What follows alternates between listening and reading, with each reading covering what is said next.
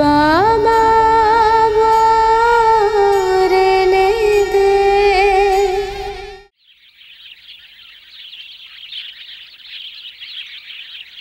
এই দেখুন 4-5 হাজারের থেকে কম দেখাবেন না। হ্যাঁ দিদি, এই রংটা ভালো, আপনাকে ভালো দেখাবে। হ্যাঁ ঠিকই আছে। ঝুমকি, এই শাড়িটা তোমাকে খুব ভালো মানাবে, খুব সুন্দর দেখাচ্ছে। কিন্তু মা, এই রংটা খুব উজ্জ্বল, তাই না? আরে তাতে কি হয়েছে, ওই শাড়িটা নাও, ওই দেখো। দাদা, সবুজ রঙের দেখান না। হ্যাঁ এই দেখুন, এটা একদম নতুন ডিজাইন আর আপনাকে দারুণ মানাবে। বৌদি, না না, এই রংটা আমার পছন্দ হচ্ছে না।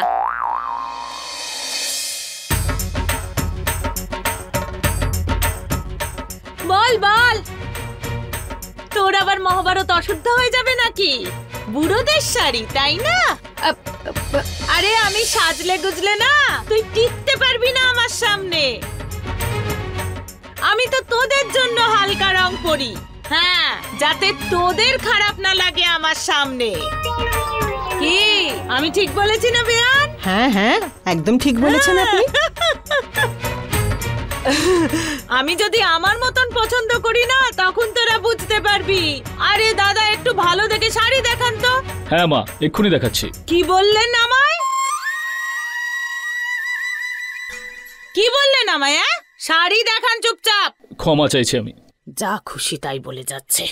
হট! আরে একটাও পছন্দ হচ্ছে না। আরে ওইটা দেখান, ওইটা লুকিয়ে রেখেছেন কেন? দেখান ওটা আমায়।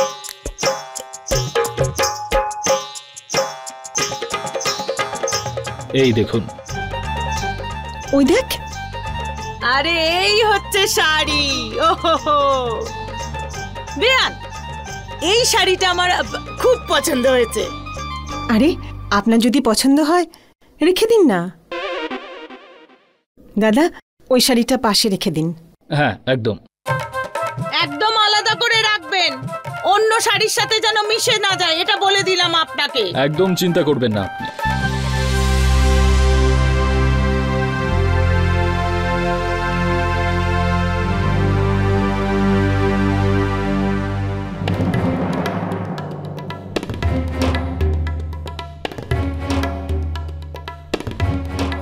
বিয়ে বাড়ি চলছে, এখানে অনেক ধরনের মানুষ আসবে, তুমি কি সবার সাথে ঝামেলা করে এইভাবে আমাদের বেইজ্জত করবে? বাড়ির সম্মান এইভাবে রক্ষা করে? আরে আমার ঝুমকির জন্য দেখান। আরে ভারতী, দাঁড়িয়ে আছো কেন? এসো, তুমিও শাড়ি পছন্দ করো।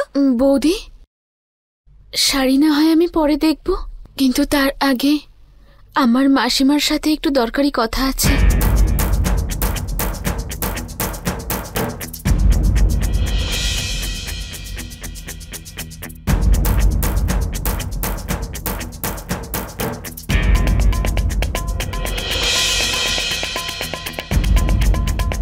মাসিমা, কৌশল্যা বৌদি আমায় বলেছিল যে আপনি খুব ভালো বুনতে পারেন। দেখুন না।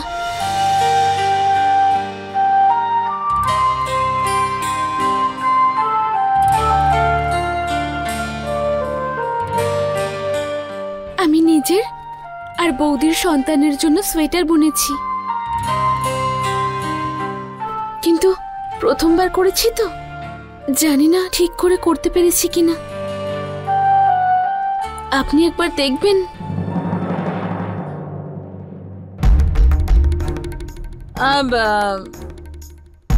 হ্যাঁ ঠিকই আছে, মানে ভুল তো করেছো অনেক, কিন্তু ঠিক আছে, প্রথমবার বুনেছো যখন।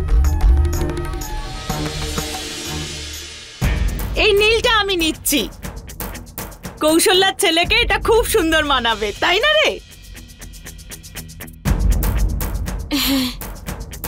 গোলাপিটা তুমি রাখো, এটা মেয়েদেরই রং। আরে দিদি, আপনার মুখে ফুল চন্দন পড়ুক। আপনি কি করে জানলেন যে কৌশল্যার ছেলেই হবে? আরে কি বলছেন আপনি বেয়ান, আমার কৌশল্যার কোলে লক্ষ্মী নয়, ছোট্ট গোপাল আসবে, আপনি দেখে নেবেন। আরে আরে আমাদের বংশের পরম্পরা এটা। এক প্রজন্মে মেয়ে হয়, পরের প্রজন্মে ছেলে হয়, আবার এক প্রজন্মে মেয়ে হয়, পরের প্রজন্মে ছেলে হয়। আরে আমার তো 2 মেয়ে, তাই না? তাহলে এরপরে ছেলেই তো হবে। তাই তো আমি বলছি, আমার কৌশল্যার কোলে একটা ছোট্ট গোপাল ঠাকুর আসবে, আপনি দেখে নেবেন। মা, তোমার মুখে অনেক মিষ্টি। যদি তোমার কথাটা সত্যি হয়ে যায় না, আমি বলছি তাহলে সব পছন্দের শাড়ি আমি তোমায় দেব। হ্যাঁ,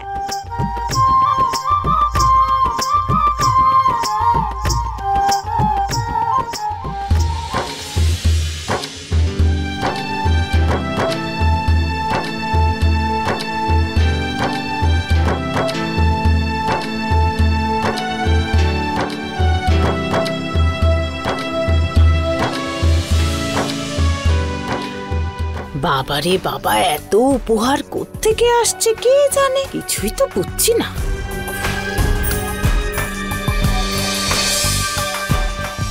ওগুলোর মধ্যে চুরি করার মতো কিছু আছে নাকি সেটাই দেখতে হবে। আরে দাদা, এইসব কোথা থেকে এলো? ম্যাডাম আসলে উনি আরে এইসব জিনিসপত্র কিন্তু আমি আনিনি ভারতী।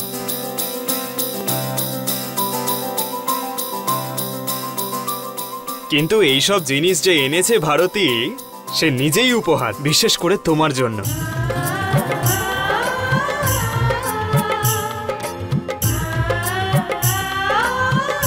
মা,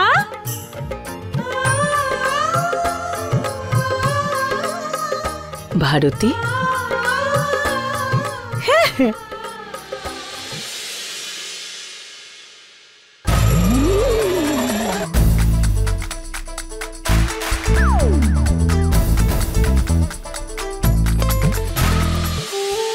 আমার সোনা।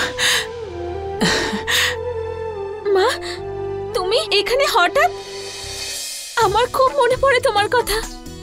আমি জানি তোর মন তো মুরলি পড়েছে, কিন্তু কে জানে আমার মন মুরলি পড়লো কি করে। সকাল সকাল আমাকে নিতে চলে গেছে। আরে মা তো ঠিকই আছে, তাহলে মেয়েটা বামুন হলো কেন? মা চুপ করো। নমস্কার দিদি। অনেক অভিনন্দন আপনাকে। আপনাকে অনেক অনেক শুভেচ্ছা। আপনি দিদিমা হতে চলেছেন। আপনি না এলে আমাদের ভালো লাগতো না। মুরলি বাবু,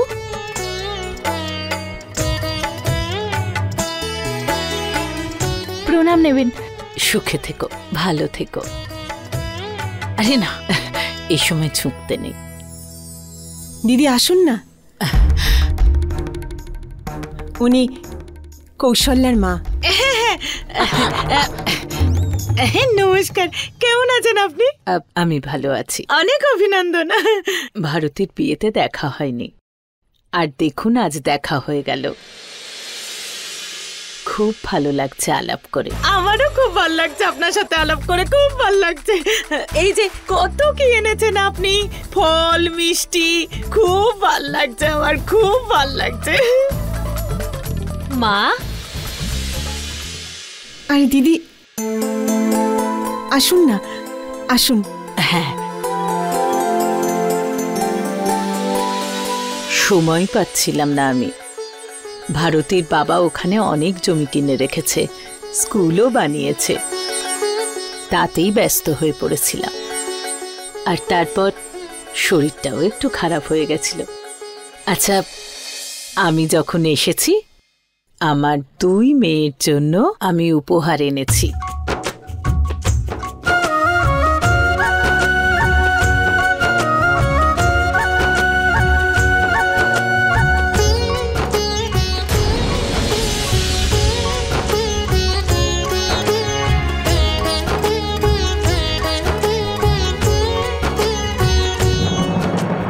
আমাদের পরের প্রজন্মের জন্য এক মায়ের পক্ষ থেকে 2 গর্ভবতী মাকে এই আশীর্বাদ।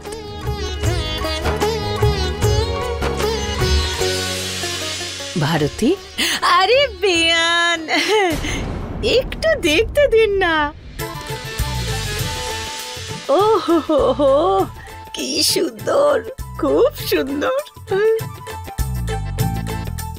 যে পড়বে তার থেকে চোখ ফেরানো যাবে না। আর বাবা এমন চমকাচ্ছে যেন যেন সূর্যের আলো ঠিকরে পড়ছে, তাই না?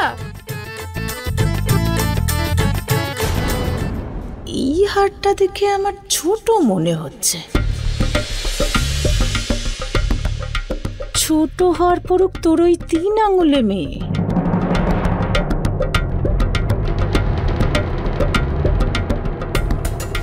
ডিজাইন তো কি সুন্দর হয়েছে বেয়ান। এই নে কৌশলা, তুই খুব ভাগ্যবতী। দেখ এর মধ্যে ভালোবাসা আছে, তাই না রে মা? এই যে এই নে মা, এই নাও, এটাতে রেখে দে।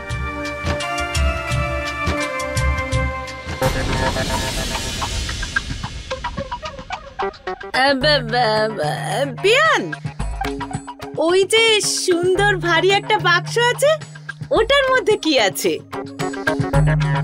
কোনো দামি জিনিস আছে নাকি? হ্যাঁ বিয়ান, এতে সত্যিই দামি জিনিস আছে।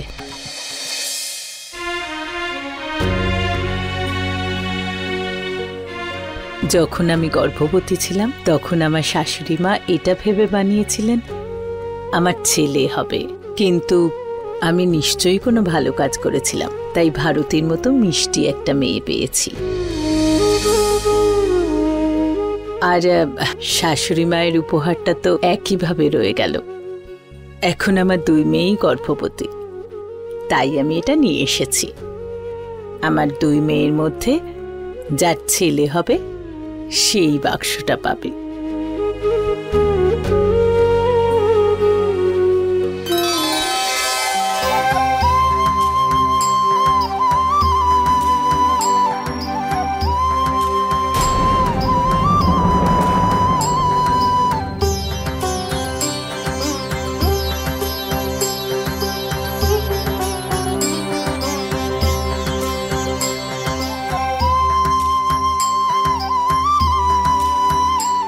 এ তো ভীষণ সুন্দর মূর্তি রাধা কৃষ্ণের, তাই না? হ্যাঁ একদম। আমি তো ছেলে আর মেয়ের মধ্যে পার্থক্য করি না, কিন্তু আমার শাশুড়ি মা এটা ছেলের জন্মের জন্যই বানিয়েছিলেন, তাই ওনাকে সম্মান জানিয়ে আমি এই রাধা কৃষ্ণের মূর্তিটা সেই মেয়েকেই দেব যার ছেলে হবে।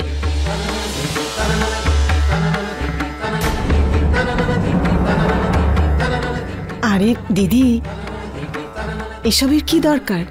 আরে আমি তো শুধু পরিবারের নিয়ম পালন করছি বেয়ান। আমার আশীর্বাদ তো ওদের দুজনের সাথেই আছে আর সব সময় থাকবে। আরে বেয়ান দাঁড়ান, বন্ধ করার আগে আমি আমার মানে বলতে চাইছি যে আমি আমার 2 মেয়ের জন্য প্রার্থনা তো করে নি। দিন দিন দিন, তাই না? দিন।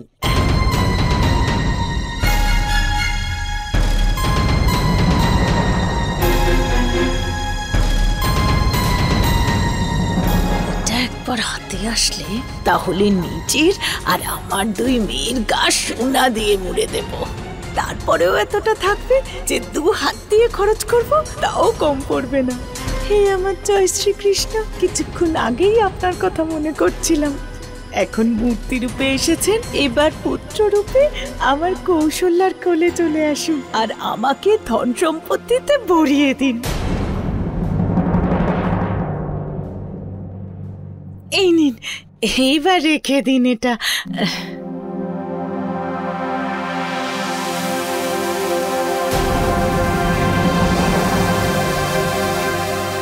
এটা তো বাক্সবন্দি করে রাখার দরকারই নেই, এটা এবারে সবার সামনে থাকবে। হ্যাঁ,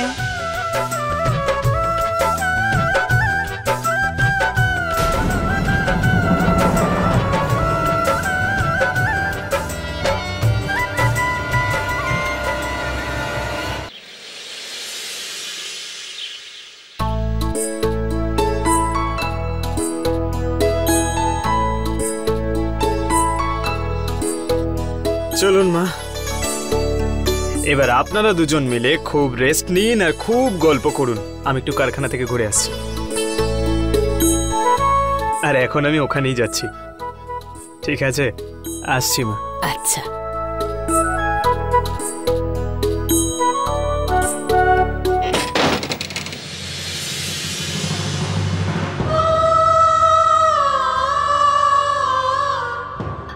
ভারতী, এবারে বল কি হয়েছে? কি মা? ভারতী, কাল তোর সঙ্গে ভালো করে কথা হয়নি আমার, কিন্তু তোকে বলতেই হবে। কাল তোকে এত উদাস কেন মনে হচ্ছিল মা? মা মা আমার ওপর খুব রেগে আছে। কেন? কি হয়েছে?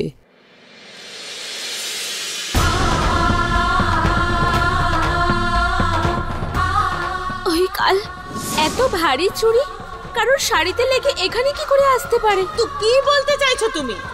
আমি মিথ্যে বলছি নাকি?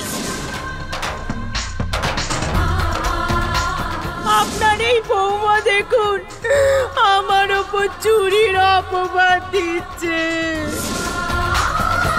ভালো বৌমা সেই হয় যে পরিবারকে খুব ভালো করে সামলে রাখে।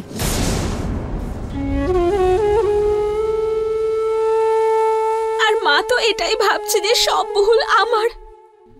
একদম ঠিক বলছেন, ভুলটা তো তুইই করেছিস মা। ভারতী, বেয়ানের অভিজ্ঞতা তোর থেকে অনেক বেশি। উনি সম্পর্কগুলোকে বোঝেন। উনি ঠিকই বলেছেন, সম্পর্কের গুরুত্বটা উনি খুব ভালো করে বোঝেন, তাই না মা? উনি যেটা বলছেন সেটা বোঝার চেষ্টা কর, ওনার আজ্ঞা পালন কর। ঠিক আছে মা, কিন্তু তুমি আমার সাথে আছো তো মা? আরে, এটা আবার জিজ্ঞেস করতে হয় নাকি? মা তাহলে এখন আমায় কি করতে হবে? এখন তো শাশুড়ি মা রেগে আছেন, আগে গিয়ে ওনার রাগ ভাঙা।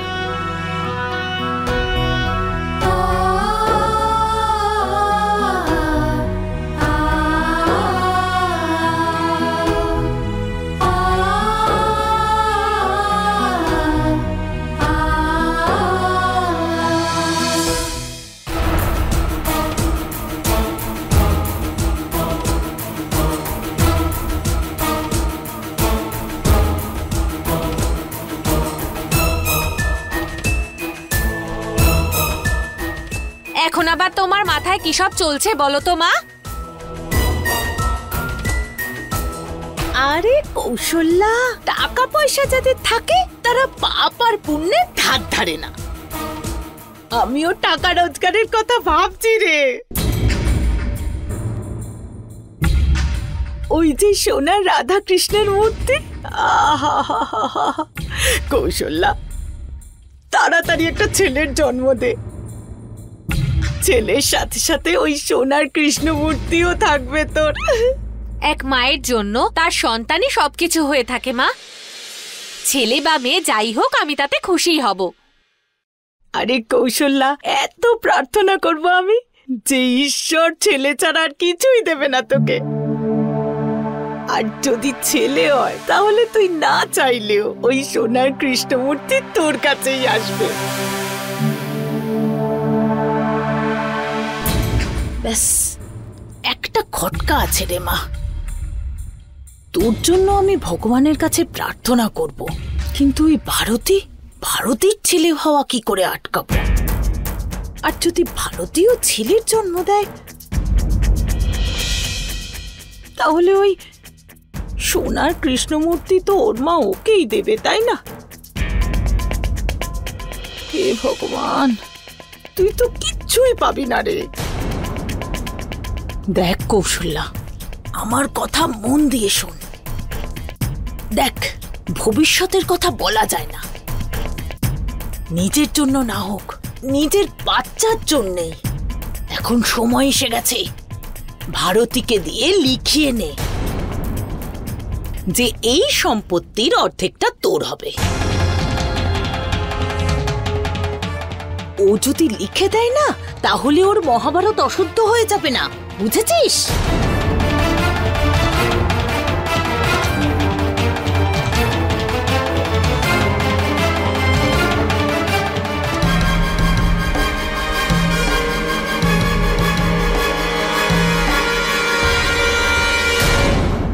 अपने पसंदीदा शो के फुल एपिसोड देखने के लिए अभी डाउनलोड करें दंगल प्ले ऐप।